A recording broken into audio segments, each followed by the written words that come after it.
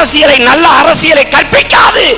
ஒரு தூய சமூகத்தை மதுமத போதையற்ற, களவற்ற, கற்பழிப்பற்ற, பாலியல் வன்கொடுமையற்ற, கொலை கொள்ளையற்ற சமூகத்தை எப்படி படைக்க முடியும்? எப்படி படைக்க முடியும்? எப்படி படைப்பீங்க? தவத்திரு குன்றக்குடி அடிகளார் என்கிற பெருந்தகை, அரசு என்பது குடிகளுக்கு அடிப்படை தேவையான உணவு, உடை, உறையுள் இதை கொடுத்தாக வேண்டும்.